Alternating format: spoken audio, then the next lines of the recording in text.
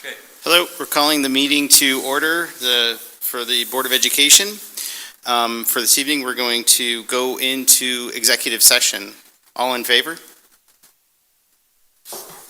Go into executive session. Welcome to the Iroquois Central District Board of Education meeting. There are two recognition of guest periods, one for agenda-related items and one for other topics. Please refrain from personal related comments and address those to the appropriate administrator.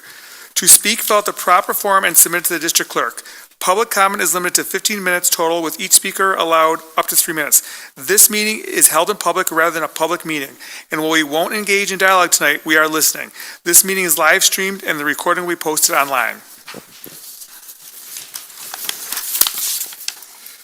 The intermediate students, Layla and Riggs, will say the Pledge of Allegiance.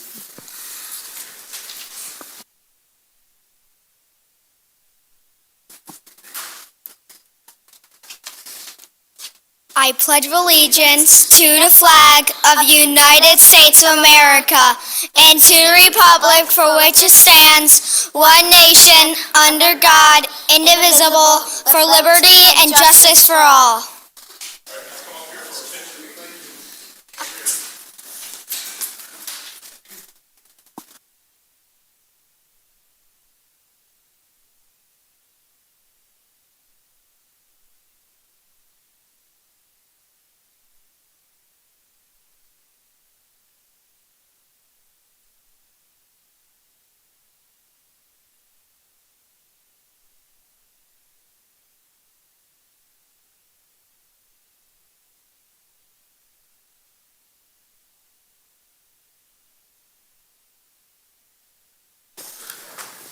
Thank you. Now the student report will be given by Michaela and Sal from the middle school.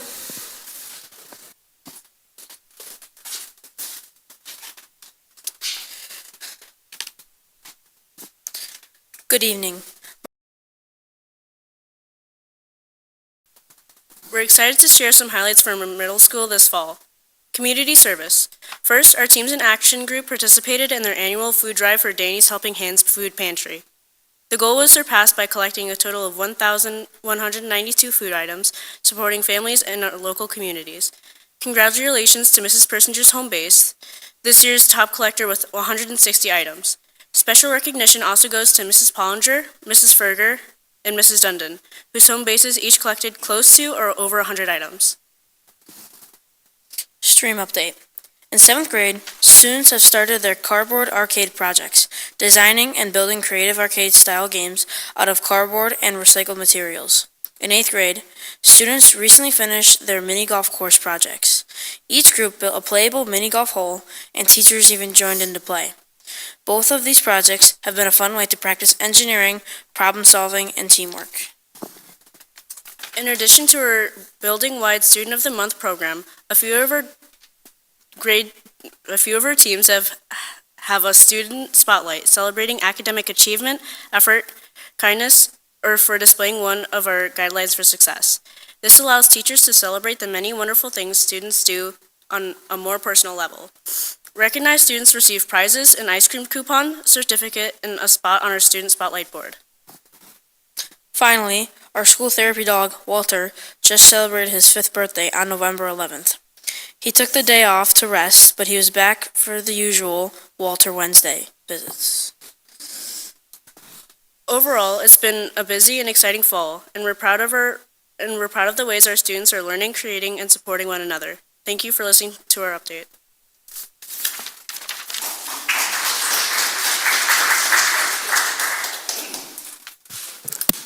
Thank you.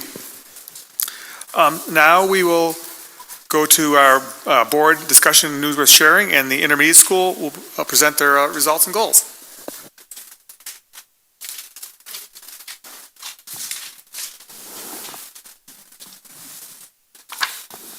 Okay, good evening. Tough act to follow, Walter Wednesday. Thanks for having me here to talk about the 4-5 data over the last 5 years. It really is a privilege to work in Iroquois, and I can say that as my 3rd district that I've been in now. could not have more gratitude than I have for being here. And part of that reason is all the adults that we work with, both teachers and staff in the II. They are committed to our kids. They are great at what they do, but I think the thing that I appreciate most is that they're open and willing to continue to learn and develop as teachers, which is really the key, in my mind, to having a great school and a great district. So lots of gratitude to start. I'm going to take you through our literacy data tonight, starting with, I got to click, right?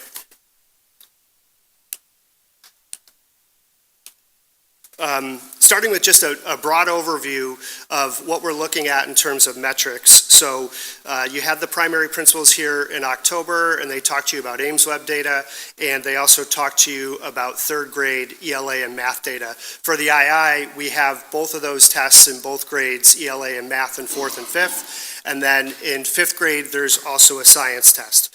So that just changed, though, from fourth to fifth, so we'll share the literacy and the math data.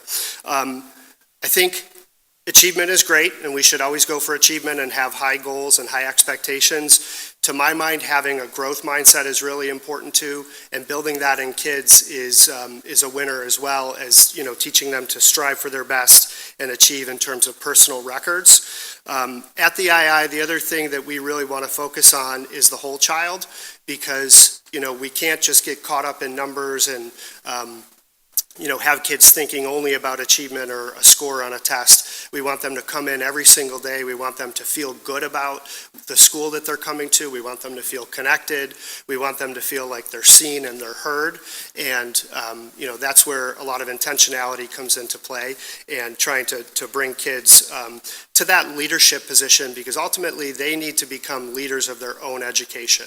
I have a daughter who's a senior heading to college, and I thank my lucky stars that she's been a leader of her own learning for many, many years. But that's something that we do have to think about intentionally in our day-to-day practice. So you've gotten this timeline a couple of times now, so I'll just share a few points here. This was the same timeline that was shared in October.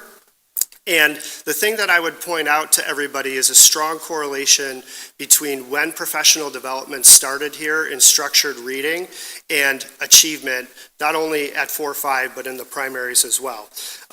Because it really is kind of easy to see that once we started talking about phonemic awareness and phonics in a more intentional way, scores did jump up.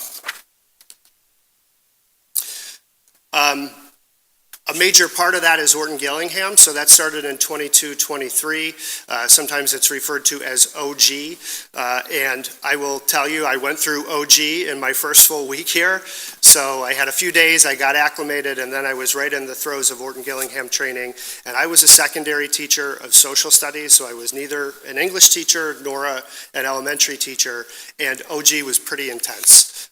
It's very good, and it almost made me wonder how I got a couple of master's degrees, because all of these rules and all of these things that, you know, that our teachers are teaching kids to recognize in terms of patterns and spelling are things that we as adults don't really think about too often, unless you're able to go into one of these trainings that really prepare teachers to break it down for kids as they're acquiring that skill of reading. Also with OG, we had our new teachers, because we do a great job at onboarding new teachers, in our conference room over the first 5 weeks on Tuesdays. So they were in there getting their OG training virtually, and I would pop into the conference room and check in on them just to see how they were doing. And they are elementary teachers or special ed teachers, and they did say that the OG training was beyond what they had learned in their teacher prep programs. And you know, even teachers who came from other districts said that what we're doing is well beyond what their districts were doing. So, and I can attest to that personally. You know, being in this journey since 22, we are well down the road. Last year, so 24-25, we implemented the reading program. And like every program that you implement, sometimes comes with a little bit of growing pains. And we focused, you know, in our study groups on how to get the reading program to work for us, how to identify the pedagogy and the things that would help teachers to make the reading program feel meaningful in their classrooms to their kids. In our study groups this year, because they're a little bit more robust, much more robust actually, we're focused not only on the pedagogy, the teaching of kids, but the andragogy, the teaching of adults. So how adults learn is different than how kids learn, and we're very fortunate to have the structure of study groups that we have, that the board has supported and that Mr. Schofield and Dr. Dudek have supported. So we're really kind of hands-on with the teachers, helping them to process everything that comes along with the reading program. The other thing that we have in the II is departmentalization. So it was one of the first decisions I made when I got hired, was to keep the departments that fifth grade had, because the idea was pretty basic. They teach 2 subjects instead of our primary teachers that teach 4 subjects. So if you have to prep for 4 subjects, it's going to take more time than prepping for 2 subjects. But it also gives teachers the ability to go deeper and to hone their craft with the disciplines that they're working with. So just a little bit on the timeline and the background. Okay, Ames Web data. Basic data protocol that I think about whenever I'm looking at information is here's what, so what, now what? And the data is here for accuracy and for ORF. So just to reacclimate you with that, we want to be above 98% accuracy. So we're doing that pretty good in 4th grade. And then for ORF, the key number is 35th percentile. So we want to have, all of our students, 95% of our students above the 35th percentile. So you can see that it is going up here since the reading program was implemented. And the real trick for us in the upper elementary grades is to take, the concept of students learning to read and then reading to learn to the next level. So we have to really build in background knowledge. We have to teach vocabulary and morphology explicitly so that kids understand, how everything plays in. Jim? I was just saying the oral reading from like 23 to 25. What do you think, why did like the above 35 go down and below went up? I see starting to go over refresh now. Yeah. So what, do you guys see what I'm saying? Yeah, I see what you're saying. Steady trending going up COVID and all that. Yep. For that factor. Yeah, and I think this came up in some of the data from the primary meeting as well. When you're seeing this type of stuff, it likely indicates an issue with Tier 1 instruction. So if there's, those problems with Tier 1 instruction, you might see up and down. It could be the cohort, the group of kids. But I think does that answer your question, Jim? I think we're getting there, yeah. I think we have a solid base to work off of, and I think the program gives teachers so many resources, and I'll talk a little bit more about that as we go through, but I think that when you have a consistent sort of playbook that you're going to, it prevents, the scattershot that might happen otherwise, where, teachers are working across buildings, in grade levels, but I think when you're not in the same building, it really kind of lends itself to people kind of going in different directions, and that's that up and down, if that makes sense to you. Okay. The 5th grade Ames Web data, you can see it, that it's lower than the 4th grade, and to me, again, this is sort of tied in with the PD that was rolled out here, because, sorry, I have a tingle in my throat, because the last year's 5th graders did not get this PD. They did not get the structured reading instruction of phonics the way that the 4th graders did, and even more so last year's 3rd graders and 2nd graders. So, again, that is kind of the way that it played out. Seniors didn't get that either, but you don't do better until you know better. So when we started to implement all the structured reading professional development to teachers, you can see that come out in the student data. As far as what we're doing, because we can't ever take for granted that every student we have is going to be raised up in our system, right? Like, I had 3 registrants today. So they are obviously coming from different districts. How do we make sure that they're being taken care of and they're getting what, our other kids have been getting for 2 or 3 years now? So we've taken a concerted approach as a building to adopt some of these high-impact strategies. I'm sorry, guys, my throat is just really tingling right now. While you take a quick drink, I do have a question. Looking at the 4th grade, you're at the above 75th percentile, we'll say is about 70%, and then 5th grade, you have a reduction, right? 60%. Yeah. Why?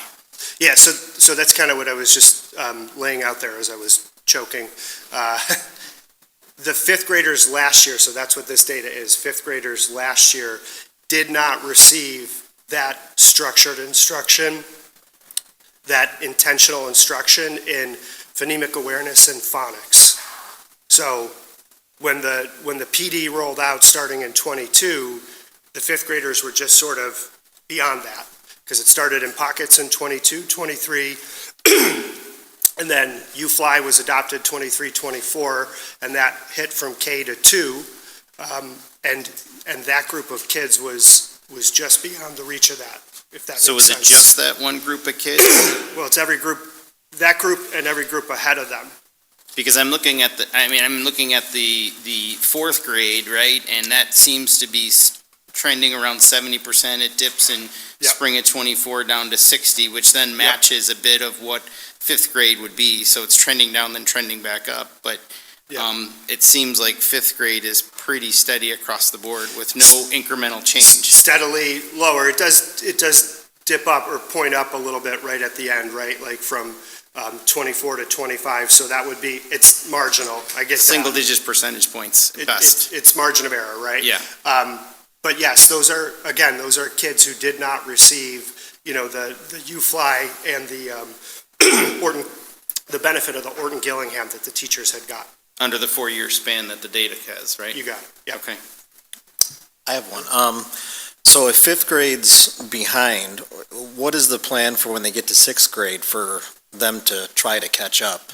Perfect. So you read my mind. Again, those are last year's 5th graders, so they're now 6th graders. In our building, I was starting to say, what we're doing with all of our students through the reading program and through RTI is there for every kid that comes through our school. But what we need to do to make sure that every student is getting exposure to these things is take the high impact strategies and have them appear in every classroom, not just the reading classroom. So, for example, from the first day of staff development, the day before school started, in my faculty meetings, we've been using the work of the professional developer that we're working with, who is using these high-impact strategies and teaching teachers how to do things like choral reading.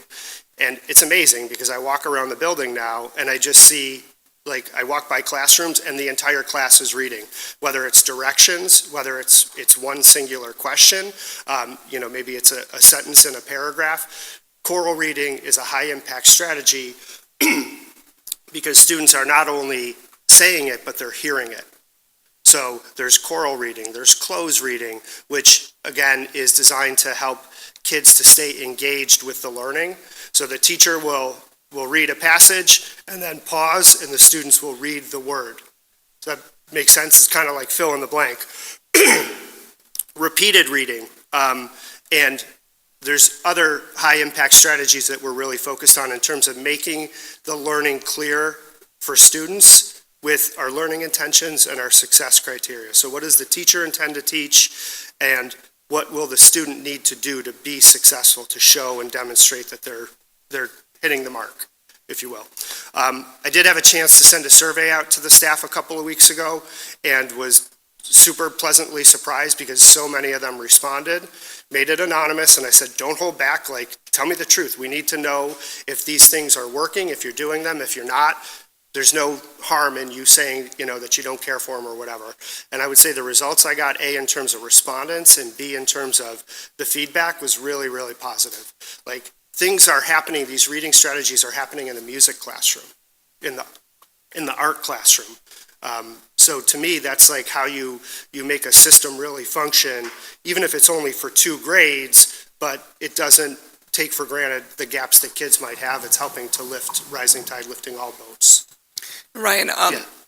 so when looking at the New York State assessments, and the graphs that you have on here, it's from the spring of 2025, and it's definitely showing some progress in the reading department. Yeah. That data is not available on the school report card yet on the New York State Education website, but are the teachers seeing some of this newer data that's coming out and being encouraged to know that things are starting to work? Yes. So that they've seen the preliminary results to understand that even though it's been maybe a painful journey to adopt a new reading program, Yes. it seems to be working, which is encouraging information. Yes. And I think that they are feeling the difference as well. Year 2, it's familiar to them. They're not kind of stumbling through things. So I'll go a little bit out of order here and just tell an anecdote. We had a model lesson done today, so tapped into our TOSA, Lori Giovanetio, and she's coming in and helping to teach lessons that, all of the teachers in 4th grade today saw Lori teach the lesson. And then we were able to debrief afterward, and I told Lori, I said, don't tell them what you did. Let's let them kind of throw their analysis at it and, pick things out and pick things apart. And they did that. And they said, well, she did this, and she did 8 vocabulary words in 4 minutes and 37 seconds. She had kids up and moving. They were doing gestural movements. And then throughout the lesson, she referred back to those things, and the kids were able to say night, or able to say esteemed. And kind of really bring the program alive.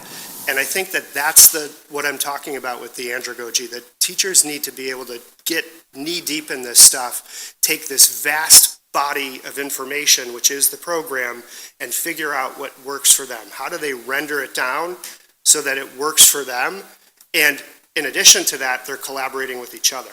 So all the teachers are working off of one slide deck in Canva that they've built together, that they're using together, that they're pacing together. And it does feel much more like they're in the same boat this year, and they all have an oar in their hand. They're all kind of coming to it, and they're rowing, and they're starting to hit their stride. But it is a process because we're only in year 2 of implementation. So I don't know if that answers the question, Yeah, Heather. it does. Thank you. So yeah, you could, with the grade 4 data for New York State, you can definitely see the trend up. And again, that's going to be because of the phonics and the phonemic awareness instruction that those kids got in the primary schools. So you'll see 3 data points that are on the way up. The 5th grade data, you'll see a couple of data points. And again, because they didn't get as extensive of the benefit of that phonics and phonemic awareness instruction. So, again, to me, everything is trending in the right direction. And really, we need to just keep investing in our teachers and the time that they get, to wrap their heads around things and to figure out the best strategies and the best ways to evaluate kids and assess that they're getting the learning. All right, to math. So the AIMSWeb data looks pretty great, right? AIMSWeb, again, for math is going to have 4 subtests under it that measure a bunch of different things. But you look at 4th grade, you look at 5th grade, the lines are pretty good, steady, 90% proficient. When meeting with the teachers, though, I think, because I did meet with them in this room last week, I brought all of the 4th grade and all of the 5th grade math teachers together, as well as special ed teachers, because we need to make sure that we're aligned as a building and that our 4th grade is feeding the fifth grade. Last week also, I had an opportunity to sit with the sixth grade math teachers to ask them what they're seeing and kind of lay out, the context for further conversation between fifth and sixth. That's kind of the extent of my purview, but I think it's good though, because it's a small enough group to really help bring people together and share ideas. So when we sat in this room, we looked at the Ames Web data, and they said, yeah, that's great. Those are discrete tests, that are taken in isolation, and the kids perform on those. When it comes to classroom instruction, there's a little bit of a drop-off. So that just is what it is. Like, that's excuse me. Math is, to quote a former teacher that I worked with, math is brutally compounding. So we're attending the math numeracy briefs from NYSED. We actually went today, and again, I'll give Iroquois props because we had a table of teachers from K to 5 and multiple administrators, and there was no other district represented in that way. So that's kudos to you guys and to Mary Jo for supporting that and, wanting to have teachers involved in the changes that are coming down the pike. So I got a quick question. Yeah. It's a nice graph, nice steady line, 90%. What will it take to get 100%? That's a good question, because this is just Ames Web, right? So this Correct. is just the discrete skills. So I think, again, we need to have solid tier 1 instruction. We need to have instruction that's aligned from third to fourth to fifth to make sure that kids are coming up and prepared. And I will tell you, when I met with the sixth grade teachers, they said, it seems like kids don't know this topic. And I told the fifth grade teachers this, so we all got a laugh out of it. And then immediately after that meeting, I went through all 4 fifth grade math classes and 3 of the fourth grade math classes, and guess what topic they were learning? Place value. So we just need to continue to have a consistent system, and we know that there's going to be summer slides, there's going to be things that kids don't remember, but the more we can sort of unify our language and make it appear to kids that they're learning the same thing year over year, or at least the same phrases are being used, the same practices are being used, that's going to really help our kids to understand and have that predictability in the math classroom. Because the big thing that's coming down from New York State with the numeracy briefs is this idea of math identity. So is anybody in here a math person? Anybody in here think you stink at math? Anybody's parents say, I don't know, I am horrible at math. These are things that we internalize, and then what happens between our ears dictates how we experience the learning. So having a math identity can be as simple as, it can be formed as simply as teachers saying, hey, this is a really hard question, or this is an easy question. Now take either one of those examples, whether you get it right or you get it wrong, that's going to inform your identity, your belief about you, and your relationship with math. Same thing can be said for art. Anybody here an artist? Horrible at art, right? You can get better at art. You can get better at math. So given that, that's great. Yeah. The answer really wasn't there. What I want to ask directly is 100% achievable? It is. Because that's generally your goal, right? And so For sure, I want to know yeah. directly, is it achievable? The answer you gave is we just have to do more. Not quite, that's really kind of what you responded. So I'm just trying to understand from these metrics, there's an interest of being at our goal is 100%. So if it is 100%, is it even achievable? That was my first question. The next, the next follow-on question, should 100% be our goal? I think 95% is achievable. Should that be our goal? Our goal should be as high as we can set it. And again, I'm going to go back to what I said at the beginning. We should be about growth every day, right? Like if kids are, if they have a learning disability like dyscalculia, they're not going to get to 100%. I do want to show you, that's our Ames Web data. Here's our state assessment data. So, we do need to have a systems approach And that's kind of what I was driving at, Keith, and I know I didn't quite land the plane there, but we need to have a systems approach to make sure that we're not taking anything for granted. Because not only are kids in math learning a code, just like they do with reading, right? The reading rope, there is a literal math rope. So they're learning a code and they're learning how quantities of things equate to symbols like 1, 2, 3, and 4. But then you take it from that concrete to the abstract, and it becomes exceedingly difficult. That's where the brutally compounding phrase comes into play. Additionally, if that weren't enough, math tests are increasingly tests of reading as well. So the more we put into literacy, the more benefit we're going to get in math, but we also have to take care of that side of the house with math and make sure that we have consistent practices. And as we go to identify a new program, we've got to make sure that we do our due diligence and get the right math program, because we only have one more year after this year of the current program. The publisher's not publishing it anymore. Just a kind of quick question, originally, I understand what you're saying. I don't think 100% is possible. It doesn't mean that it should not be the goal. So you think 95% is a realistic number? If it accounts for students with special education, like we were at the table today at the numeracy brief, and one of the administrator's daughters struggles mightily in math and was like, no, this is never going to happen. Like, math facts are never going to happen. And that is part of the equation, if you will, pardon the pun, but like 95% should be achievable. Okay, okay. And then I guess the bigger concern would be, at least on this graph, is that recently we've gotten worse, not better. I do understand that there's less opt-outs, but that's still, would be a concerning trend. For sure. At the least, why do you think that's happening?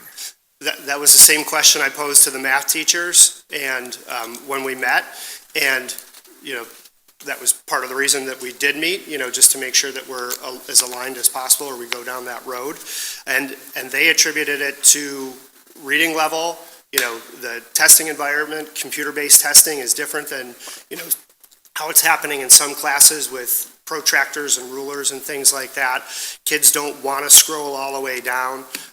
There's some of those things that are motivational when it comes to a New York State test that the teachers believed played a role in that dip. Because the dip is not only in fourth grade, it's in fifth grade as well. And it's recent. Do you know what I mean? So did the things change? Nothing changed. The testing didn't change? The computer testing? Not with the computer testing. No, but you said the teachers kind of gave it to changes or computers. I'm just saying in that time frame, though, was there any changes? No, it's been computer-based testing, but again, they talked to reading, like the reading level on the actual exam today. One of the trainers mentioned that in word problems is stated in every single math learning standard. So again, it's taking the reading to the math. Are the word problems new, though, to the math test in that time frame? No. I don't think that explains it away. I'm just letting you know what the teachers. Oh, yeah, okay, and that's what I was getting at then, is you as a leader, because them saying that does not explain that data at all. What do you think it contributes to it then? It's tough to say, because if it happened in one grade over the other, then you're looking at maybe it's a cohort thing. You could say that, I don't know, maybe it was the transition last year. I don't really know, I can't put my finger on one particular thing that changed. There were a couple of teachers who taught math previously who didn't teach it last year, but everybody had experience teaching math prior to that. So it is something that we need to monitor for sure, and something that I am hopeful, and I believe, it's not just hope, I believe will correct itself so that it's a minor dip and then it starts back up.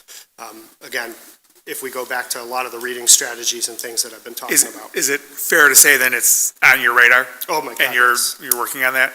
100%. Yeah. Yes, for sure. Okay. All right. So to sum it up, we're not at 100% fluency or accuracy. And again, whether that's a good goal or 95% is realistic, we're not there yet. So we have room to grow. And like I said, with this being the second year of the reading program, 2 months in, we really have to let that ride a little bit and continue to support teachers in their, their familiarization with the program and their collaboration, because that's really going to be important as they go forward. Like I said, the Envisions program, we'll need to do a process, whatever that ends up looking like, for a successor program. And, I have a lot of teachers who are excited and maybe nervous and, want to be a part of that or want to have a voice in that. So I'm sure that will be part of the rollout when the time comes. As far as the goals at the II, the first 2 goals are the same as the primary, so we work really closely together. So the instruction and the collaboration are things that we've been working on, and this is us problem solving as leaders, trying to figure out systems that will help facilitate the learning that needs to happen. And then as far as SEL and staff unity goes here, again, the II was open for the first year in a long time, and the way that I referred to it to a lot of people when I talked to them about it, it was sort of like a forced marriage between 4 partners. Because the teachers from the 3 primary schools, came up here, we had 4 different ways of doing things and looking at things, and the work has been trying to get people on the same page, unify them, but also help them to feel like they're supported in all that they do. And then they are there to support our students, and that really, again, is one of the hallmarks of this group. They are so attuned to kids, and because we are departmentalized, you now have double the sets of eyes who are watching kids as they come in each and every day, making sure they're doing okay. We have a rock star counselor in Drew Braun, who's only in his 2nd year, but he's doing a bang-up job, and he's been so proactive with parent meetings and meeting with teachers in between our MTSS sessions, which happen monthly, to make sure that any issues that come up with kids, we're right on top of. He and I are meeting with parents, meeting with teachers, helping them to problem solve. And, I think that helps teachers to feel supported as well. Okay. So I just got a question on number 2. We were talking a little bit about the goal of collaborative systems and structures. You're talking about you're going to promote student engagement growth. I'm not going to read the whole thing, but your success criteria is then resulted back in we, which is you, which is administration and teachers. I guess I would just question or maybe challenge if you have collaborative systems and structures, wouldn't it affect or impact the end students versus we as the collective of administration and teachers? Yeah, that's the outcome, right, is to affect student engagement and growth and achievement, but through the work of the adults. So the success criteria are written for the adults. I don't know if this is answering your question, but they're written for the adults who work with the kids, and then we see, we're not asking kids to do this work. I don't know if I'm making any sense, Keith. Let me ask a different question. How do you measure that? How do we measure it? Yeah, how do you measure promoting student engagement, growth, and achievement? How is that measured? How do you know you're doing a good job? Or how do you know that the continuous improvement or feedback of whatever is then being able to augment or adjust what you want to do moving forward? How do you measure that? Yeah, it's more anecdotal data, than I would say. You could look at attendance. I think to me that's a little bit of a leap, to say that, we're doing all these great things and kids are showing up at different rates. It's hard to really kind of norm that because we only have one previous year of the II. To me, it's the excitement level, and this may not pass muster for you, but our kids raised $26,000 for the color run. More importantly, they ran around and they had a blast. The kids were all in on the pumpkin lighting. It was a horrible night like tonight, and they were here. So you look at engagement with the school and the feeling of connection toward the school. Yesterday there was a day off and the kids were ice skating. That was a PTO event. So I think that whenever you have pumpkin carving, you have Halloween parties, when you see parents and families coming into the building, our Halloween parade, I don't know, Doug, how many people were here? A couple hundred? Like, it was absurd. And it was an indoor parade, and I told parents in advance, we'll put you in the cafeteria, we'll put you in the gym. And they showed up, I think, probably fourfold of what they showed up last year. So to me, that is an indicator that our kids like the school, they feel good at the school. Here's another one that's kind of squishy for you, so maybe not a great data point. But in terms of giving kids opportunities for leadership, they read the announcements every morning, when we go out to the recess area, they're, opening the cabinets, and that may seem like a small thing, but I literally hand them my keys. I literally hand them my ID so they can be the leader when it comes to bringing kids back in the building. But a student asked me probably about a month and a half ago, can I sing happy birthday to my friend in lunch? And I was like, yeah. Of course, absolutely, let's do it. Now, they did it, and the first time through was, as you might guess, these are fifth graders, a little raucous, so we called a timeout, and we said, all right, let's do that again, and let's remember that this is somebody's special day, let's be respectful, and they've sung probably 10 or 12 more times since then, and to me, that is an indicator of the comfort that they have with each other, how they're meshing and blending as now second year together, Alma Marilla Wales.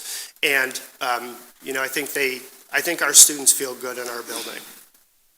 So that's not really measurable. Yeah. The only measurable thing here is goal number 1, point number 2.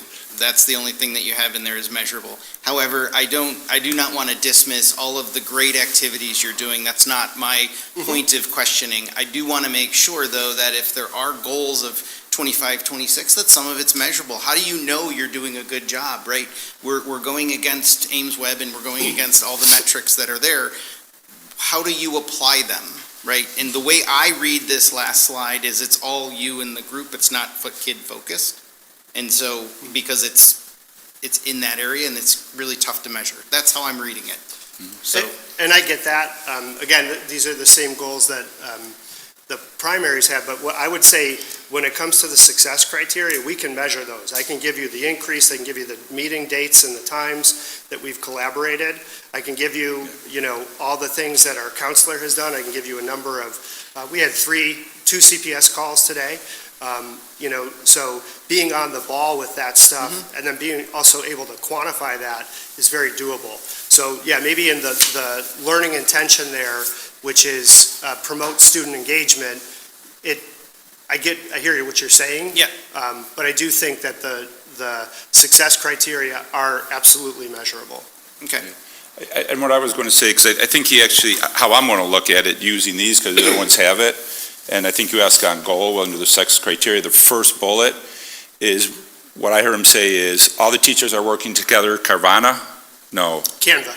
What's that? Canvas, sorry, Carvana's Canvas. Carvana, I want a car. So, Canva, a little different. showing up outside. But looking at that, they all are having the same platform, and they're having those shared discussions on it. Yep. That wasn't there before, so that's a measurement where they're having these conversations. Now, where will these conversations be actually measured? What are the results of the students from those planning? So if the results go down and they're all planning together, I'm going to tell them, stop talking to each other. I don't think it will. I think it'll help and move forward, because now, and it might not help at that grade level, but what would help is at the next grade level, because now they're coming to the same base level and going forward.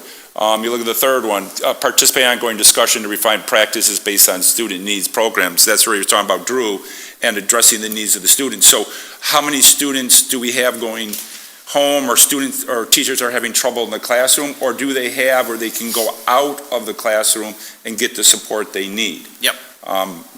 So some of that's kind of hard to measure, because a teacher might keep a kid in the room and not tell us, but how many people are running down, to Ryan and saying, I need help, or nope, they already got a process, they're going to Ryan. So what is the weight on his desk from these needs, or is he being updated by people? Yeah, and I would say it's even more in the proactive vein too, like the number of lunch bunches that are held, with either Drew or myself. We could talk about the referrals because we've caught things, the referrals to the Family Support Center. So there's myriad data that we could pull, but I do understand what you're saying about the way that the goal is written in terms of student outcomes. Yeah, and I genuinely want to make sure, and I think as a group, that we're moving in the right direction. The line of questioning isn't to push you in a corner, it's more or less I get it. making Yeah. sure that we're asking the right questions. How are we doing it? What does continuous improvement look like? And Doug, I appreciate a little more clarity on that, because that's really what I was looking for. Like, what does that mean? We can have subjective feedback or something that's a little more abstract that says, I can't quite measure it, but this is starting to shape up. That's a good answer. It's not exactly measurable, but that's okay. Right. As the board, we've put a lot of time, energy, effort, and finance is into the reading program. We're truly expecting the results to come out of it. This has been a long process across the board, and that's why having these updates from the different, schools are important. Yeah. So, thank you. Yeah, no, for sure.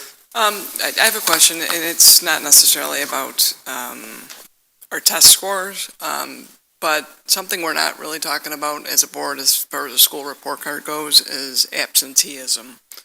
And that's a measurable item, but do we feel, I think it said 10% is chronic absenteeism, at least on the data On the that I state can report see. card? Yeah, we can get those numbers to Yeah. the board for across the district. Because that impacts, our ratings. I mean, we started to Yeah. ask about the test scores, which play a big part, but there's also absenteeism. I heard a lot of other districts talking about that at the conference that we went to. And absenteeism since COVID, bluntly, is a bigger problem than we ever had before. It's something we're not used to, the whole mindset switch, and so we're working on it. So are we where I would like to be on absenteeism? No. Are we as bad as most districts? Absolutely not. A lot of students, a lot of families really value and understand the importance of coming to school, but we do have pockets of demographics that it is having a problem, so we can get those numbers. Yeah, I was going to say, could you just get us numbers? Yeah, it's pretty, yeah. Okay. Just for a report, how many people are absent on average? Thank you. Thank you, guys. Sorry about the throat. No. It's like the worst timing ever. Yeah, and over last 4 years. And on this topic, I want, Quick question. He just said that the math system is essentially going to be going away in 2 years. Is that what I understood? They're not going to print it in that? So what are we doing Correct. now for the next system? Because if you blink, it's 2 years down the road. Yeah, that's where we're going to get together, work with the teachers on the process for getting the new math program. Once we have that process, we'll go down that process. There will be discussions, are we doing pilots, are we not doing pilots? Because we're using, I want to say Envision right now, but that's the finance program, and something. But we're going to see, is there a 3.0 to that, where you're just upgrading? And if it is, does it meet the needs of the district? Because that's where we went from the version 1 to the version 2 for the current system we have. I want to be clear with the board, we're not going out just buying a new math program because we want to, or math is doing well. We want to keep with what we have, but we have to have the teacher input of, would the 3.0 be beneficial, or do we need to go to something else? And so So they're that'll be coming out- starting this year. They're coming out with another version that we might be able to continue with? Or That's what we have to is this look at to see if it would continue, yeah. Yep. what I wanted to do was, Dave from ECSBA sent me a letter, in the mail, and he sent it to me, but it really is for all of you, is that he wanted to compliment us on going over this data at all the buildings. And in the letter, he said, of all the meetings he's been to, we are the only board that he knows that is discussing the data regularly.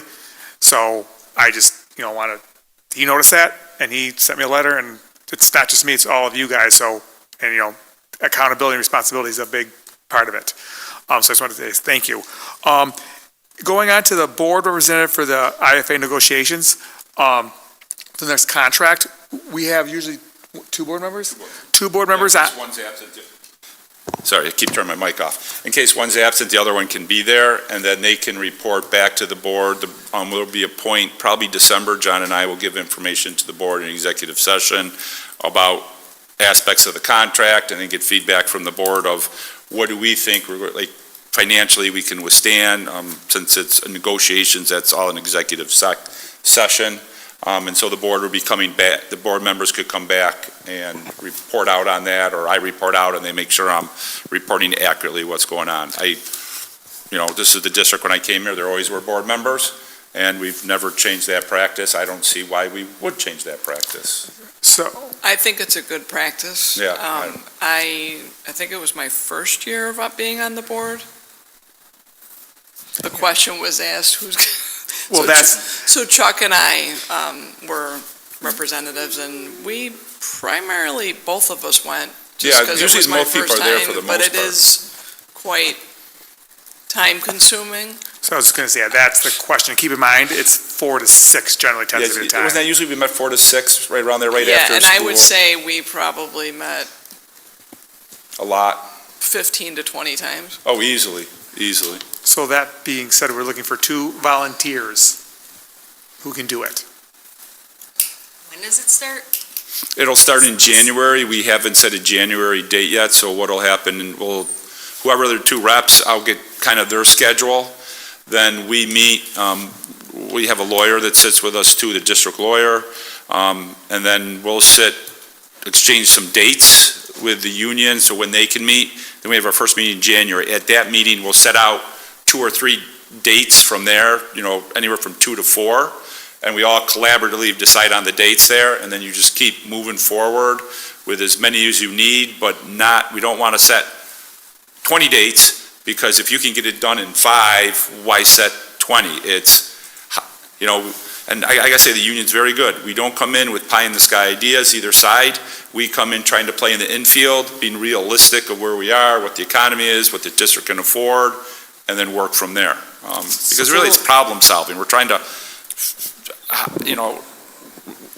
we want to treat everyone equitably and fairly, and how can we afford it and have the taxpayers be treated equitably and fairly? There's a balance there you have to hit. So, the meetings are a little bit open-ended, how many? So, who wants to volunteer? Generally, what are the times? 4 to 6. 4 to 6 usually.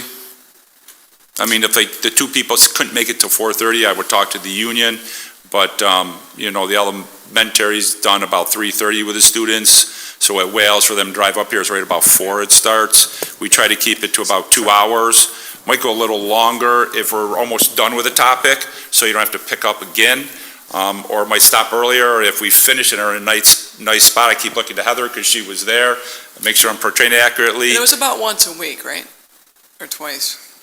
Yeah, well, it's about once a week or once every other week. We try to take care of everyone's schedule, but that's where we work out as a group. What works for the group we're in there. So I've learned a lot in the last 4 years. Obviously, it was my first year with Chuck in negotiations, so I think you'd be a great person. I think that I could So we got, sign up for that. we got Heather, I really do. Yeah. I'll volunteer. There we go. Heather Henry, thank you. Appreciate that. So I'll be reaching out to the 2 of you after I talk to the union to get the first date. Okay.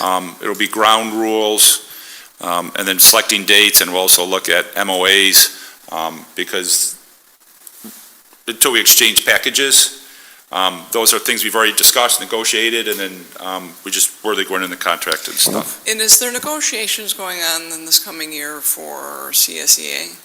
No, the they're following year? next year. Okay. Yep. And do we have board representation on those? Or should we? I can't remember. I have to go back and look Okay. at the notes for that, because I didn't prepare to answer that question. Sorry, I didn't put you on the spot. Yeah, that's okay. It's not this year, so I It's wasn't not this year, worried. it must be next year. Okay, cool. Again, thank you guys. It's a big time commitment, so thank you. Next, Dave's gonna give a quick presentation, but it's gonna be on hiring practices and coaching certification procedures. Yeah. And really what this is for is to get a brief overview from Dave, so we know what they are. I'll be doing the coaching, though. I got that from Terry. Okay, Dave, talk about doing coaching. And the purpose of it is so we can hear them and then reflect on them and then to decide if we want to pursue any changes in them. It's not to discuss that tonight. Just so you guys know, and then in March, the athletic director is going to come in and talk to us about a concern she has with certifications as well. So this way, when that comes, we've had time to digest it and think about it, because it sounds like a super simple thing, but there's way more moving pieces in some of the stuff than we think. So today is just for Dave and Doug to give us a brief understanding so we can prepare. Yeah, so really I work in two avenues when it comes to hiring. There's an instructional side of things, which is your teachers, your teacher aides, teaching assistants, and then I'm on the other side of the hallway, which is our CSEA and civil service members. So I'll kind of tackle the civil service side of things first.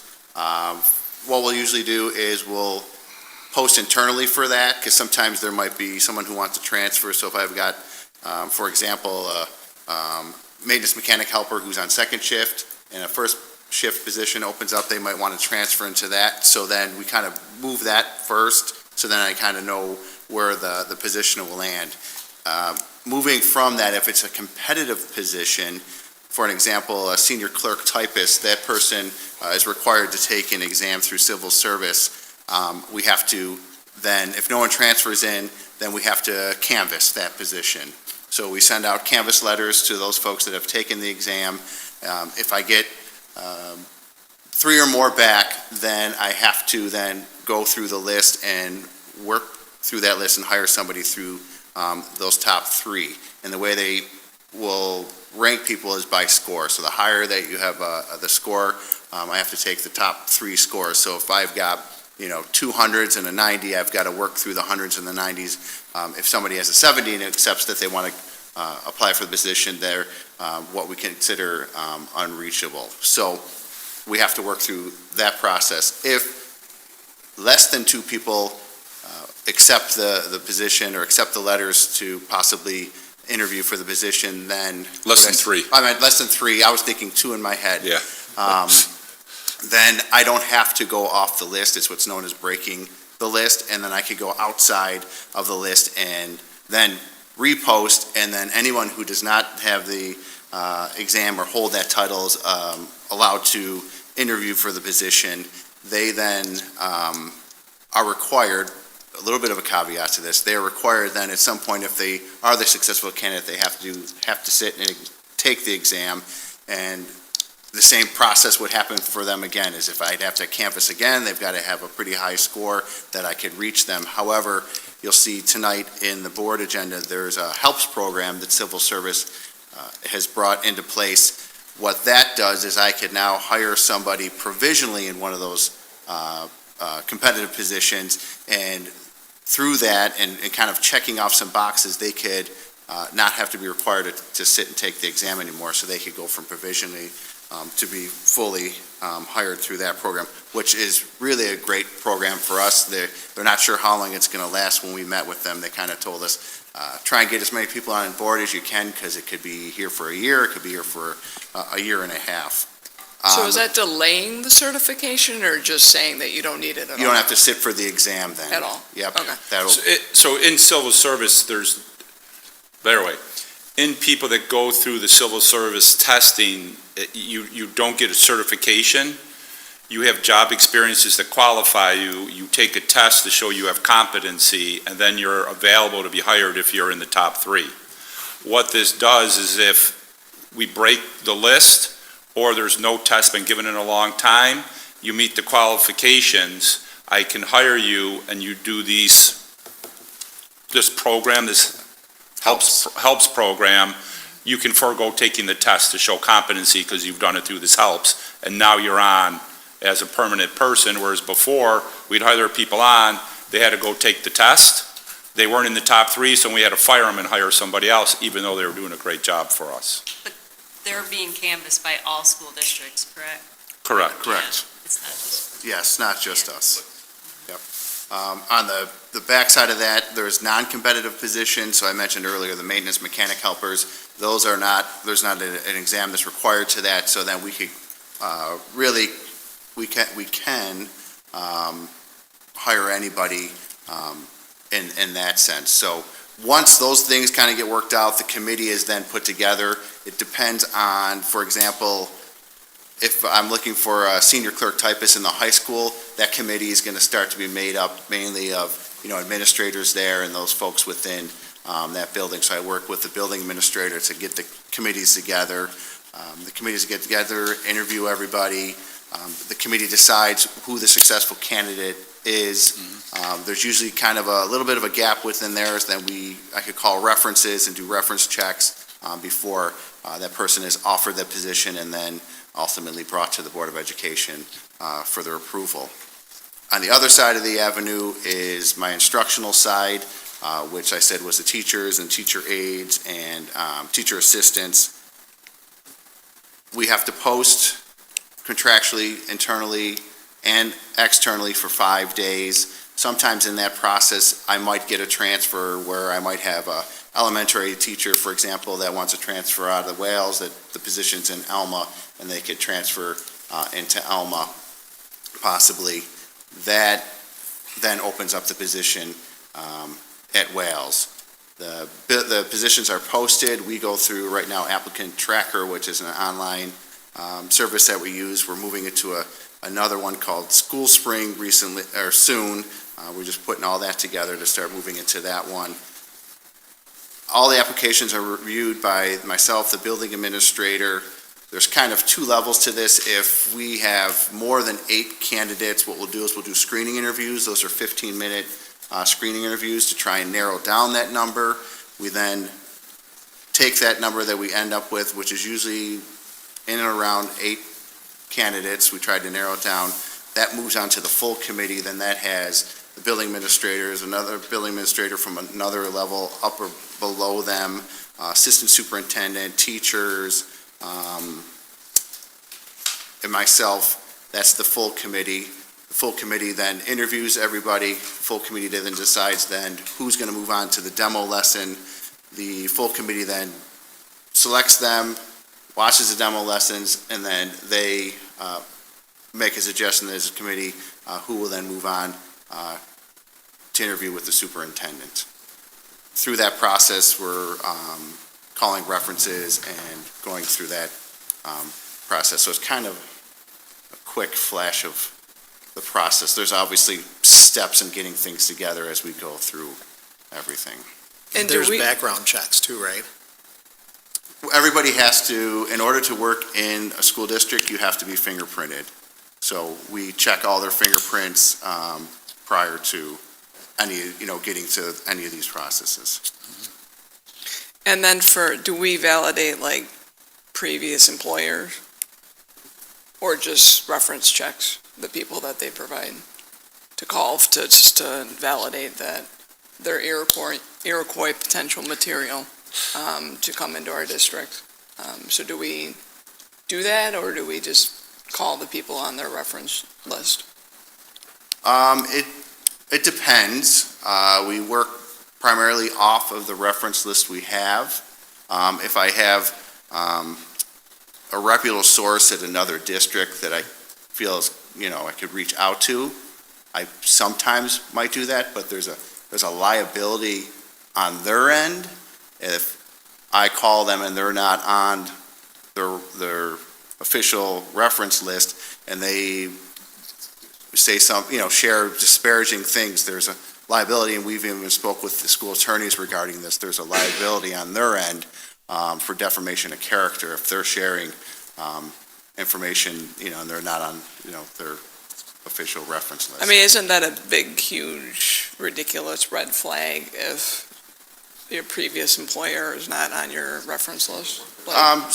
There's two ways to look at that. Sometimes people are out there looking and they haven't told their supervisor yet. Okay. So they don't want to put them on there. Not that it's a good or a bad thing. They just don't want to put them out there because they just haven't shared that with them yet. Sometimes that supervisor might not even be there anymore to be able to contact anyways. I just think it would probably be standard practice to make sure that we're getting a reputable person that has done a good job or a great job in their previous employer. I know if I was the CEO of a company, I wouldn't be hiring anyone without validating their previous employment. I just feel like should be standard practice.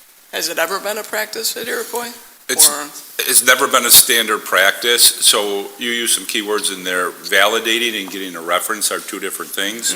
So when we call anyone, they validate their employee. Yes, they worked here, they worked for so long, and there are districts that lawyers have advised, and we know if we call District X, that's all we're going to get unless, the person X talked to them and said, hey, you're going to be a reference for me, and then they give additional information. If we just cold call someone, there are districts, and we know because we've called the districts over the years, that this person, this district, this is all we're going to get. And there might be other people that are more forthcoming. So therefore, then, you have your list of resources and stuff that you can talk to.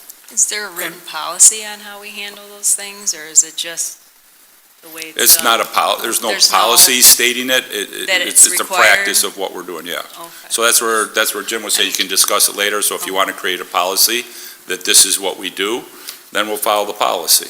And I just want to add, it's tough, because what Heather's saying, I personally agree with it, but the last two companies I've worked for have kind of been very, all you're ever going to give is their name and their dates of employment, whether they were awesome or horrible. You're not to say anything, and at least in the corporate world, that's where everyone has moved to because of the liability, that it's name and dates of employment. That's it. And would you rehire this person? You can't even do that anymore. But other school districts are doing it. There is liability on doing it. Well, I mean, Well, there's liability on answering it, not asking it. Correct. Yeah, we can, Correct. we ask it. Yes, I agree, Ted. So I guess that's an answer. On the form, we have that question. Whether they answer it or not, and if they don't answer it, we have our answer.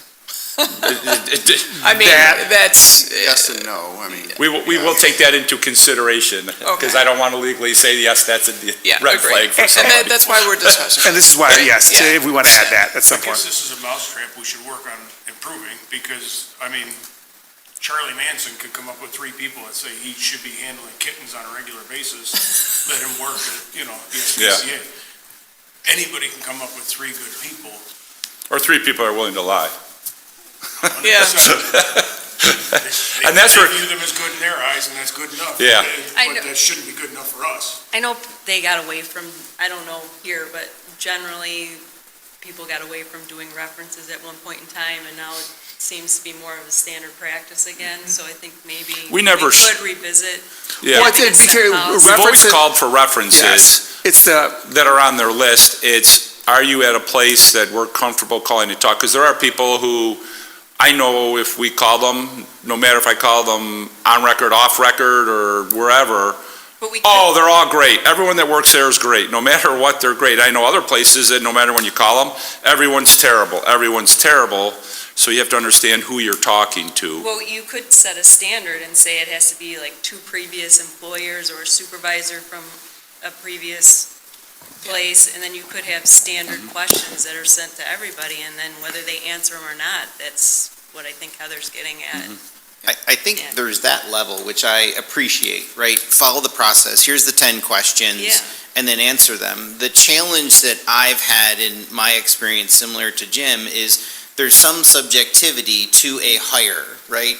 If they answered all the questions, great, but they may not be a good fit, right? Or there's other pieces of it that doesn't feel right. I think that's where we have to allow administration to make some of those decisions. Although I fully support process and follow these processes to ask the questions, I don't feel that that is a definitive yes or no answer when you get the results. And I'm hoping, and pointing to you, Dave, that there is some level of inference that's applied to hires to make certain that we're marching down the right path, from an Iroquois standpoint of culture, who we are, what we believe in, because that's important. I think the community believes that's important, and also making sure that we discuss it is why we're here now. But I didn't know, Dave, if you could respond to that basically. And it really takes the process out of it, and the direct question is how much inference as you move through the hiring process, or maybe it's Doug, how that sort of worked through. Yeah, working with the committee,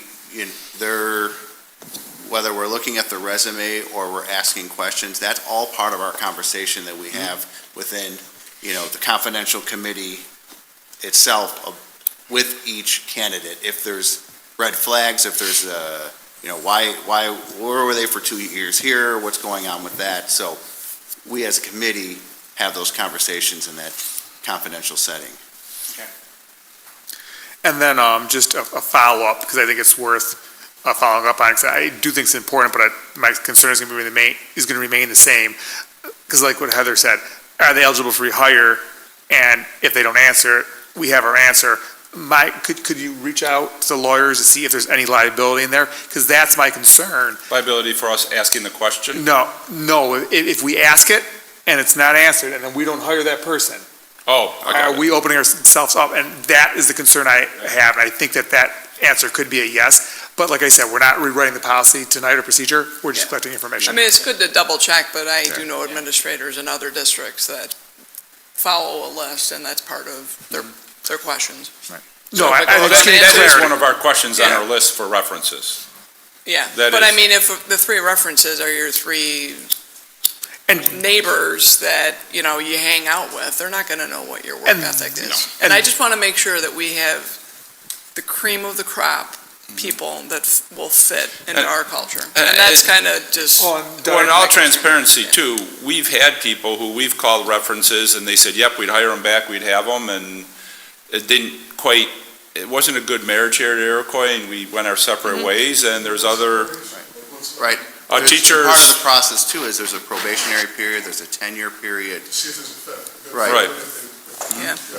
And part of the reference check too is, how have you worked with, how do you know the individual? Is it supervisor, coworker, other? And so that's flushed out as part of the reference as well. Dave, I just want to be really clear, because we're kind of using them interchangeably.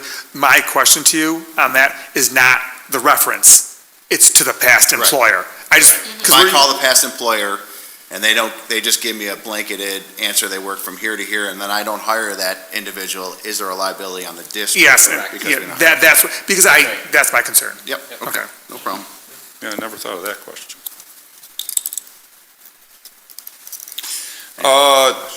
Coaching, so coaching certification, I laugh, because he goes, well, there's two different areas. Well, I have three.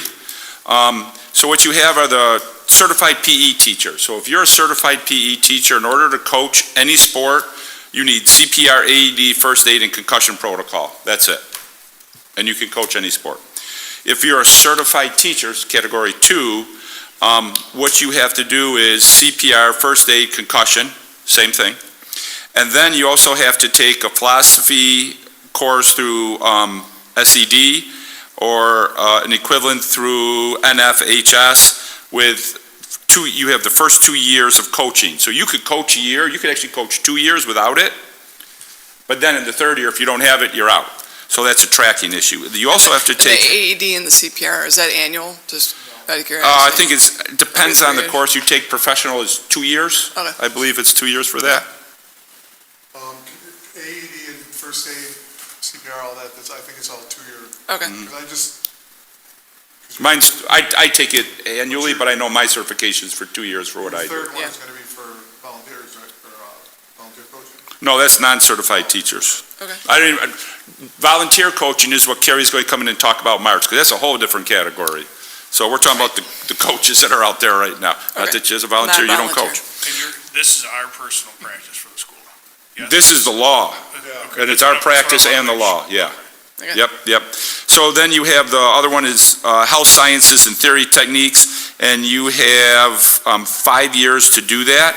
This is a little different because this is specific to the sport. So if I get this in wrestling and I go to do track, I have to do it again for track. So if I've been coaching wrestling, I had all my certification done, even the 5-year one, and I've been doing it for 10 years, and I switched to track, I got to go back and get this health sciences and theory and techniques course, okay? So that's for certified teachers.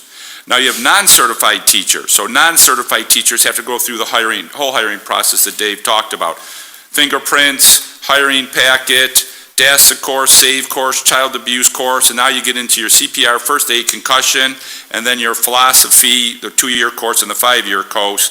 Also, you have to get TEACH, temporary coach application approval. TEACH is a repository clearinghouse stopgate that anyone that works in the educational field, coaching, teachers, and teacher aides, I think, all have to be on record with this system called TEACH. And you send in your information, they review it, they make sure all your courses, your coursework, and everything's up to date. This is where for teachers, when they come from out of state, they get really mad at TEACH because they're like, they got to jump through so many hoops, it takes like a year, and they get mad. And SED claims they're fixing that. So for them, they have to do all that and send the stuff into TEACH. Now, what we also work with, though, and I might have it on the back here, is we work with BOCES, because BOCES has a connection with the state, and they review all these for us. So what we do as a practice here, and a lot of schools don't do it from my understanding, some do, we have them review all the coaches that don't have permanent certification yet. So if they're within their 2 years, their 3 year, or their 2 years, or their 5 years, then they carry, and I'll talk about what Carrie does here, contacts with BOCES, has BOCES annually check up on them, and then skipping to the back, what she does is prior to the start of the season, all certifications are updated on a spreadsheet that's kept, checklists are there, postseason, actually in the evaluation is reviewed, hey, you're in your 3rd year of the 5-year, this next year will be your 2-year, if you don't have it by next year, you're out. And then preseason, you go back to coaches, working with BOCES system, and the months leading up to season, emails are sent to the coaches, remind them of expiring certification. Weeks leading up to the season, individual and emails are sent to coaches who have outstanding certification. So every year, every year we send a list of non-certified teacher coaches to BOCES to be reviewed, just to double check it.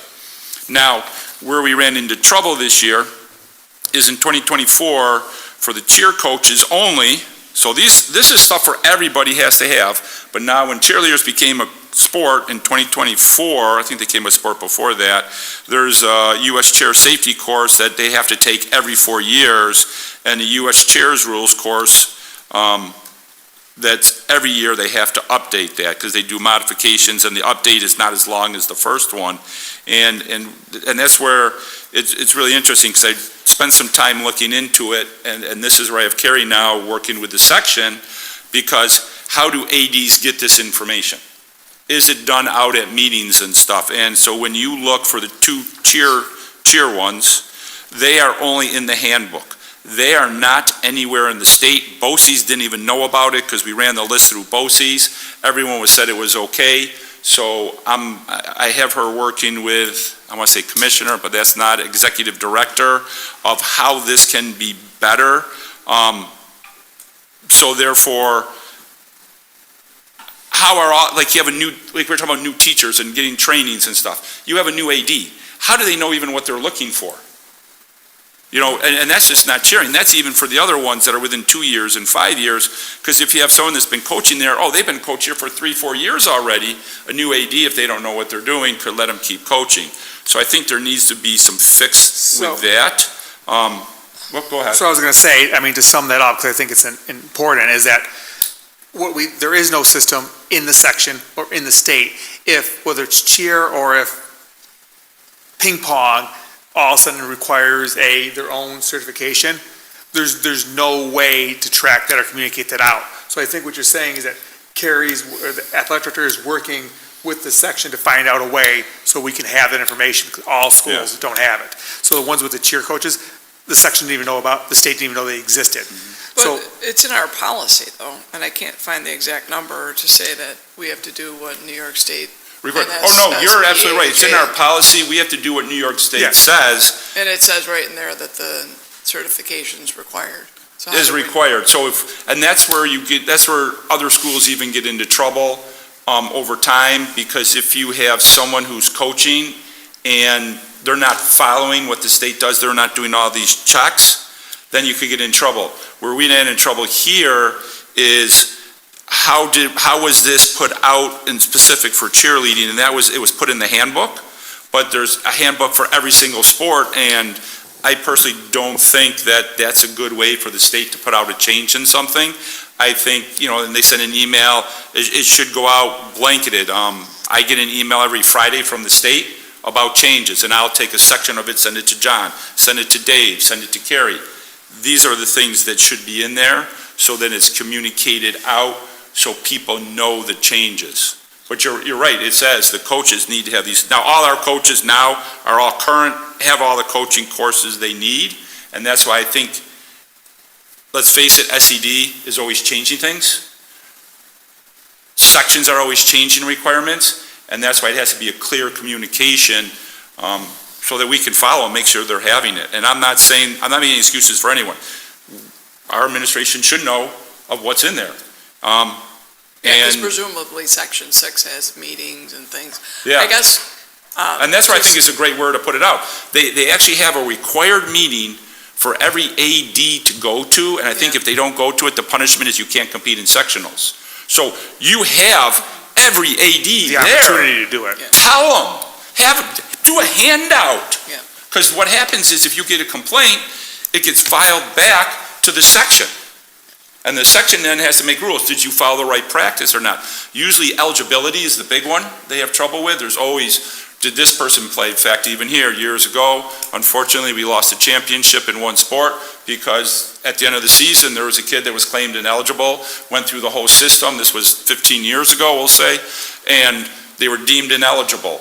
There should be a set practice. Like if the other team doesn't declare it the first time you play them in sectionals, it's too late. You should have done it the first time. Because now all these other kids suffered because of some mistake. And in the issue with certifications, there was acknowledged there was a miss because no one knew and there's no unified way to find out. So the problem, this is, what they're going to do, I want to commend the administration, they're going back in themselves to try to close that knowledge gap so it can't happen again in another sport.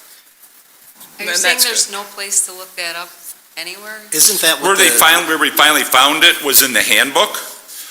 We did find some emails that went out to coaches. But You this is, can't look somebody up individually? Yeah, isn't that You what can look the- up to see what certifications they have, Right. but in a lot of sports, you can take additional certifications that aren't required. So then you have, here are all the certifications you have. Are they all required? But we only focus on the required ones, like Heather said, for the policy. Isn't that what that teacher platform is for? It wasn't in there. It should be, yeah. Yeah, so- It so- wasn't so in there there. was a- Because they all should have been kicked Or out. teach, I should say. Yeah, teach. Yeah, teach. It should have been kicked out of teach. That should be a part of teach, saying you should have had this. It wasn't in there. It's still not in there. So there was a miss in what we're doing, or the administration, in this case, the athletic director are trying to close that gap. Because it could happen in like another sport again, so that's what they're working on, and that's why we're doing this, so we can close that gap. And that's good. I mean, and that's honestly every situation we encounter as a board or in general in your life. If something's going wrong, like we got Fix to it. plug the gap, talk about it like we are now, and make sure it never happens again. And I think, It's good to hear, and I hope we can Yeah. hear back from Carrie, even if she's coming to talk during the board meeting in March, you said. March. Maybe she can provide an update on how we filled the gap at that point in time. Because I think it would be helpful for all of us to hear that. That is why she's, coming in March, just because now we've had this conversation, our information's out there, and we as a board now know a little bit more, so there's better questions to ask and what main directions that And we it want sounds to take on like, that. if we have some gaps with the volunteer coaches, then we'll have to fill them. And that's a whole, and that's Yeah. why that's going to March, because I'm going to make sure that agenda, that's heavily that, because that's going to open up, there's going to be a lot of questions on that, tons of them. Okay. So. that was it I had for that. Now we're on to the annual conference. Okay, and I can this- say about what I saw, but other people were there, they can say what they saw. Yeah, we put this in here just to take a quick things of what the people who went to the conference, kind of what you appreciated about it. Time with my colleagues and Steve Hartman, who had all of us in tears at the end. Kindness 101. I don't know if you ever saw him on TV, but he was amazing. And I think every single person in the room was crying with the stories that, happy cries, happy tears. I think that digital experience that they published, which basically has every single recording of every single meeting, and anyone can listen to it. So I encourage people to go through the agendas. You know, the one session that I attended that I had a lot of questions about coming back to Iroquois, and I won't get into them here, but probably send you a note. Okay. Was about the data protection and cybersecurity. Obviously, that's something that really interests me. And I think it was a local school somewhere in Western New York, person who was a full-time data privacy officer. Do you remember? I think you were at that session with me. Oh, okay. That said that she would come and meet with, I think it's Matt. Is Matt our? And that's a half-time role? No, he's Full-time. full-time. Full-time as a data privacy officer or full-time as? He's full-time within the district, but that's his main role. You know, Okay. he Okay. oversees the hardware, but he's not the only one because we also have BOCEs that we have a lot of our stuff go through there. And so, and actually in Western New York, almost all districts, all our servers are housed there. So that's where they have it. And we actually try to use a multi-tiered platform of where it is. So if you think of it like levels, only some people can get the first floor, and you need a special card to get the second floor, and even a more special card to get the third floor for going into the different information. Gotcha. Yeah, so that was probably my number one session that I attended. I won't go into all of them, but Okay. but if I encourage people to go look at in everyone's spare time. But the digital experience, that's the first year that I remember them doing that, where they actually not just have the slides, but they have the recordings of people talking for each session. And I hope that they continue to have those out there for. Yeah, You because know, I a long didn't period of know what time. to expect with the individual seminars, and they were better than I thought they were going to be. Yeah. They were very organized. Each presenter was incredibly knowledgeable of what they were talking about, so I was hoping that we'd see it after, because you sit through it once and you don't fully get Yeah. everything, so. And Kenton presented about the student board members. And they've had a student board member for a good number of years. And Heather and I were talking about Lucia and giving you maybe some topics of things that maybe you could go poll the high school students, like just one thing that jumped out of my brain. And now that I have a high schooler, the vape sensors, and my own son doesn't feel comfortable going to the bathroom in our high school because they're delayed, or so he tells me. And I kind of do my own polling too when I talk to high school students, like, hey, how's your year going? And, just any concerns or whatever. Oh, the bathrooms. It seems like we've invested in these vape sensors.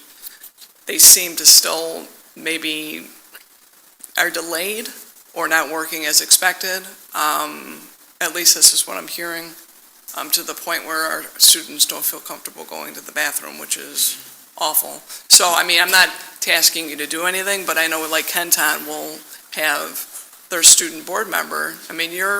You're our eyes and ears for the high school, and your contributions and the information you can gather is going to be very meaningful to this committee here. So vaping was the first thing I thought, I'm like, maybe Lucia can go gather some information to validate at least what some people are hearing, if it is a problem, because our students should feel comfortable going to the bathroom. Yeah. Well, I can actually answer that now, but two things too. As a board, if one person asks a question, everyone have to vote on it. Lucia's already sending out, her and I talk, and she'll send out a question for me. So if any one of you have a question, send it to me, because then it might be some class I'm going already that she could ask. In fact, this week, I was like, I don't have one this week. So I'd love to have that one to have given her this week, because I didn't have, or this month. I didn't have one. In terms of the vape sensors, is there a delay? I'll say yes and no. The sensor itself will pick it up really quick. Where the delay is coming is there's not an administrator right outside, or a teacher or an SRO to walk right in. So when they get the notice on their phone, it takes them time to get through the building up to it. And that's where they'll do different things. I don't want to call them a sting, but where they'll say, okay, we're having more trouble at this bathroom than another bathroom. So they'll hang off of it. And that's when they get a much quicker response. So then you find students, is it still a problem in the high school? I think as long as there's, Yeah, is it as bad as it was before?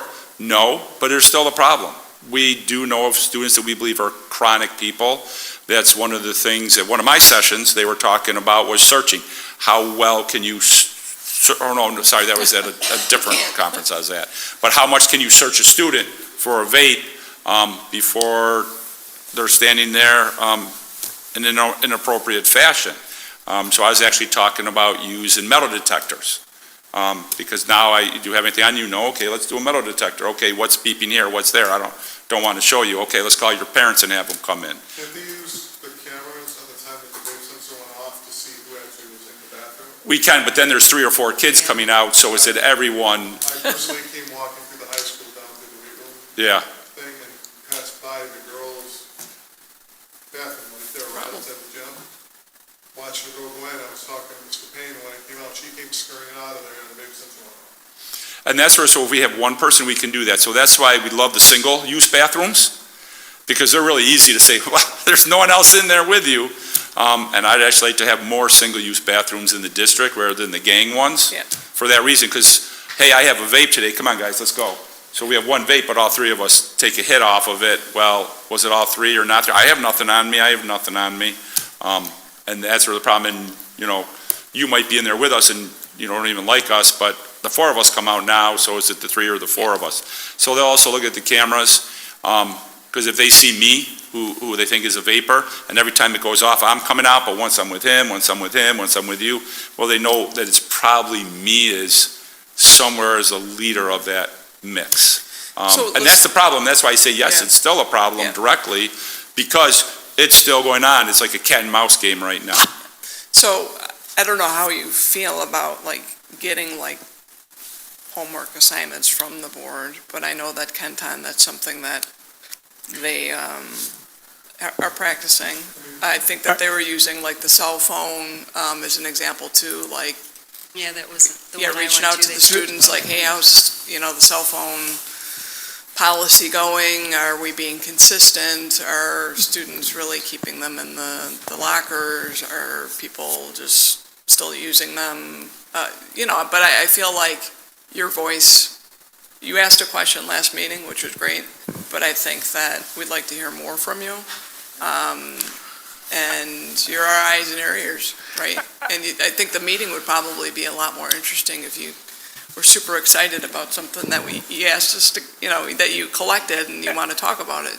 I mean, I just want to take a quick moment, that, Lucia is a board member like the rest of us at this table. Yep. So I do understand the message or what you're going after, but she's a board member and we would not give homework assignments to Henry or homework assignments to anyone else. So I don't want to use Henry. I don't want to use that term. If there's something that, Lucia, you want to, bring to the table, that's perfectly cool.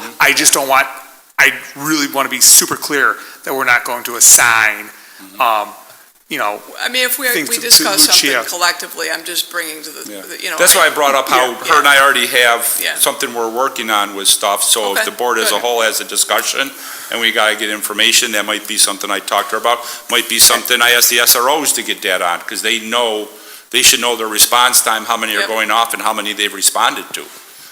Because I can tell you right now, do they get to every single one of them? No, they might have a crisis going on.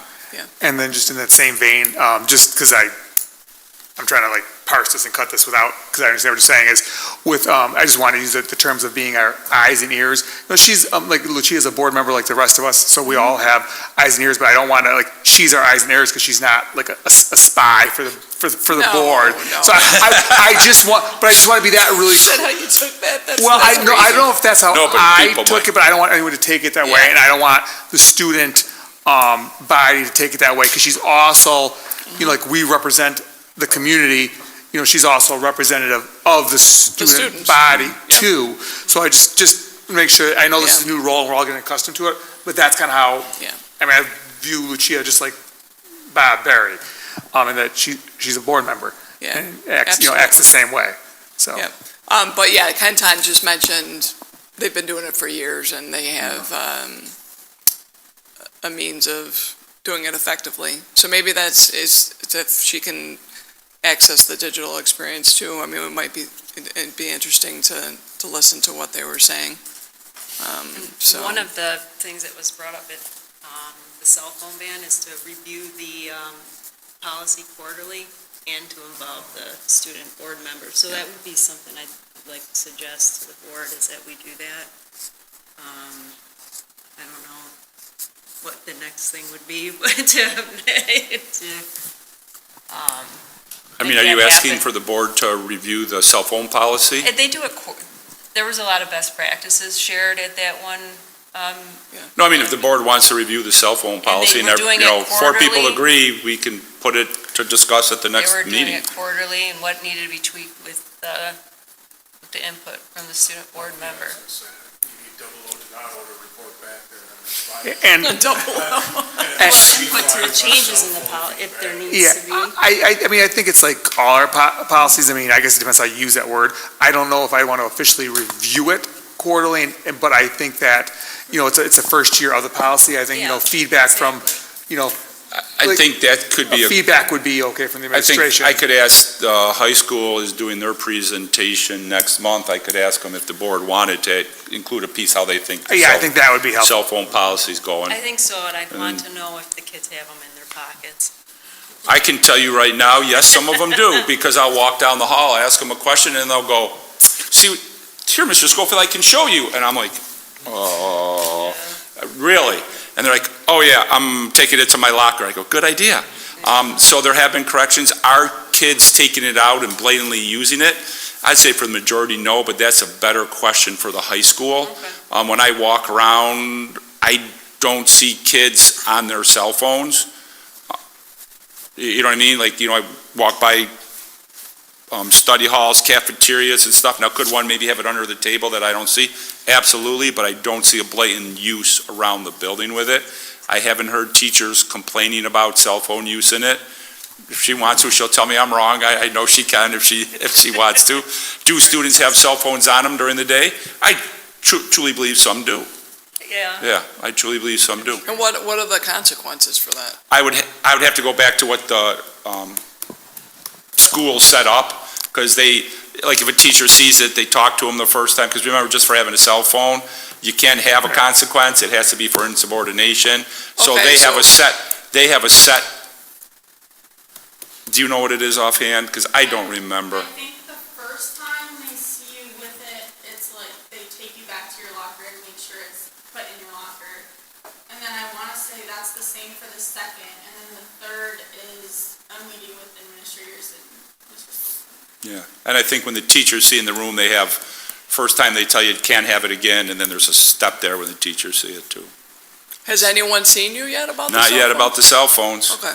I did, was sitting with a couple kids and my phone rang and the one student goes, ooh, dopamine rush, Because I heard that, which I found hysterical.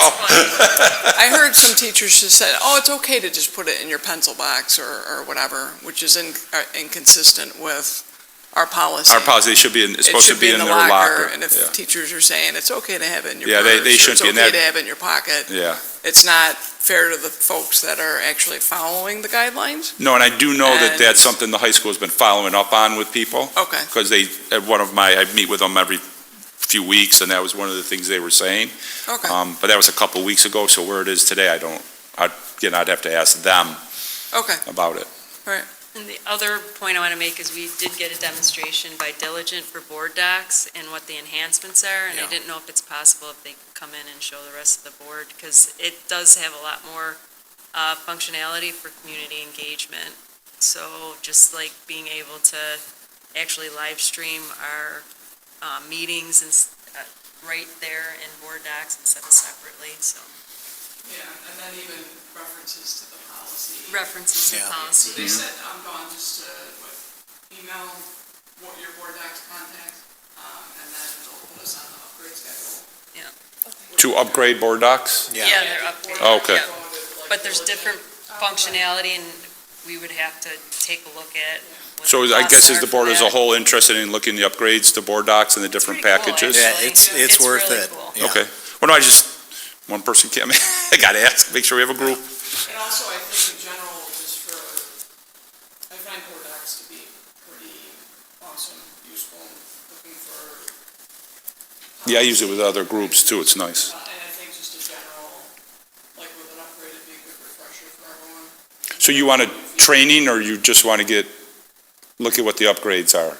I'm not sure what you're looking for. Well, yeah, I think I think it'd be follow logic. I think you get the information on what the upgrades are, and then when we get that and report back, and then at that Okay. point, we'd have a training. If we, I mean, unless there's, for some reason, we decided not to do it, which I don't think we would, but yeah. So we'll get information on the upgrade first. Are we looking for something specific on the upgrades, or just like, hey, what's out there new and? Well, we saw the demo, and it's just, there's a lot of new bells and whistles. Yeah, And but they I just think said, it's, contact them and they'll put us on the. Okay, That's what we get Yeah. information. that's fine, yep. it varies, it's like a menu, I think. You can choose from what you, We'll see if they have a comparison, like how you're comparing buying a TV and you can pick the Yeah. two and it shows you the And difference. I'm sure What we some- have, what you get. I'm sure it's an à la carte menu with price tags too, so we have to look, Yes. we'll have to look, that's what I'm saying, get the information first. Okay, we find coach, business first. I think it's a superintendent report. Just Go before ahead. that, just a ECHB update, so real quick, and Heather and I are attending the legislative forum tomorrow night, so we'll report back on that. You too, Heathers. Isn't there a movie like that or something? Yeah, so we'll report back on that as well. On how that went. Hopefully that goes better than the movie did. John's going to talk about the capital project. It probably won't be long because the vote is, Next week, Tuesday, the 18th, from 7:30 in the morning to 9 PM. Everyone in the district should have received a newsletter a couple weeks ago. If for some reason you didn't receive that newsletter, you can go onto our website, click on Capital Project, and this newsletter is there for you to look at there as well, all the details of the vote. We haven't heard a lot of questions.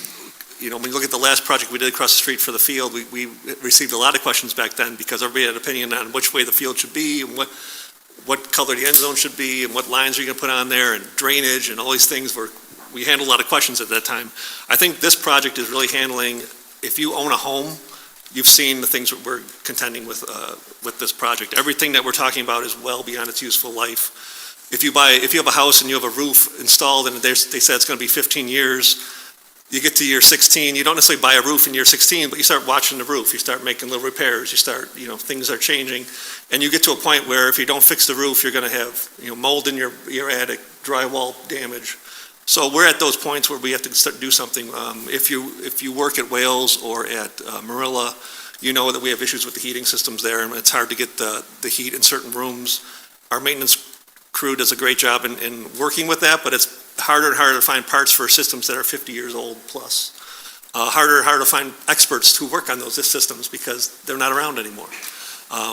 They're probably systems that were never envisioned to last 50 years, and we've made them last that long. So great job by our maintenance crew. So if you have any questions on the project, please call the business office and talk to me, and I'll be happy to answer those questions. So. recognition. So the first thing I want to recognize is Chad Berry, one of our SROs, and Bob Walzak, who's the head of Buildings and Grounds, because we had talked about the crossing over to the Boys and Girls Club, and we kept going down different avenues of what we could do to try to make it better, try to make it safer. Lots of roadblocks.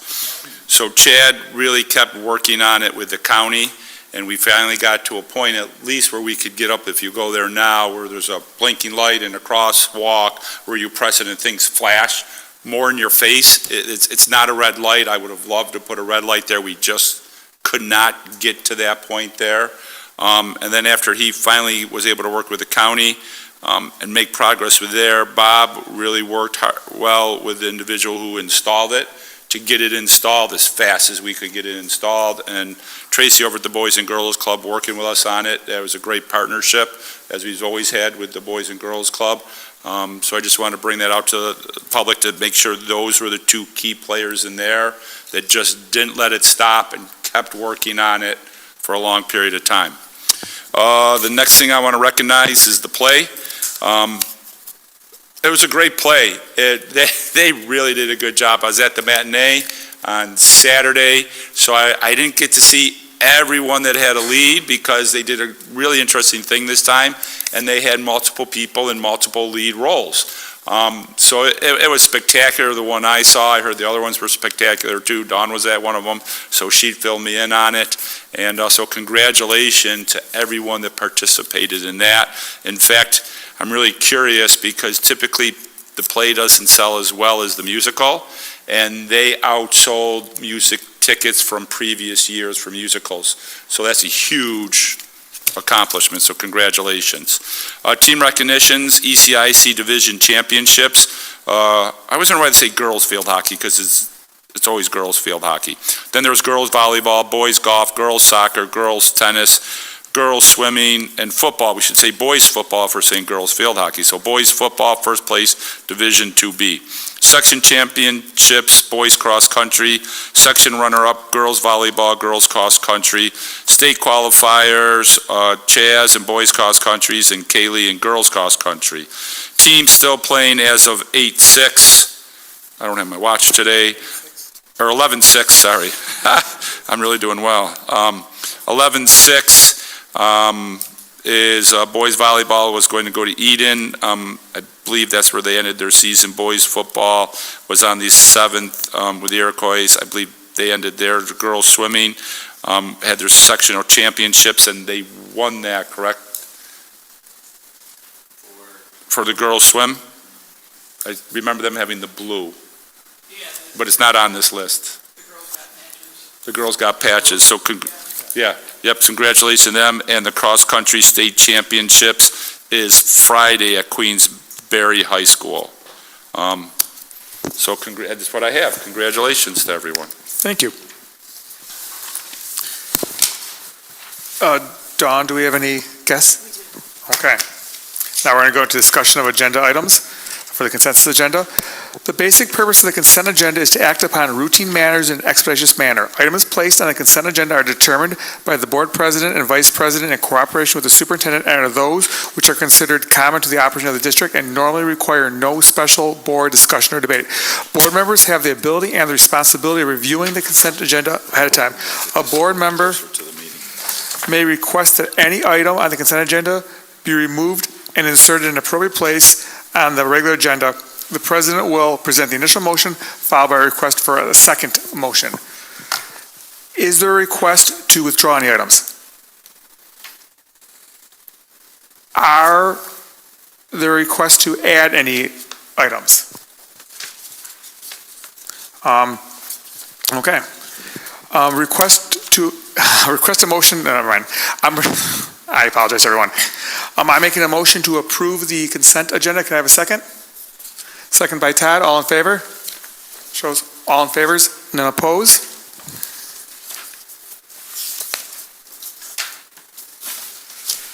The agenda passes. Dawn, do we have any guests for another topic? Okay. I'm going to, and I apologize, I'm going to request another executive session for the purpose of discussing personnel. I want to finish the discussion we had. It'll be, I want to keep it to like 20 minutes total, 15 minutes for discussion. And then Doug, after about 15 minutes, I will need you, Dave, to come in. John, you're more than welcome to, but I will need the two of you. Okay? Should we just walk in or are you going to come and get us? I mean, it's going to be 15 minutes. I'm going to hold that, but I'll come and get you. Okay? So we're going to go into executive session, and when we come back, it will only be for the purpose of adjourning.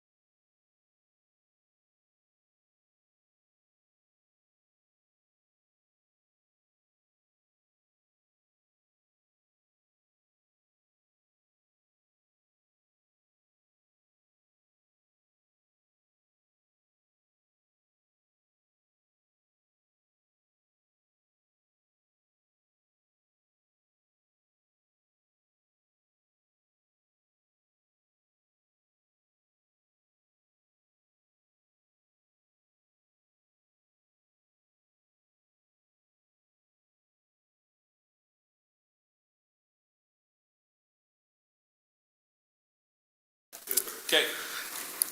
I'd like to have a motion to adjourn. First by Todd, second by Heather. All in favor? All in favor? None opposed? We are adjourned at 9:35.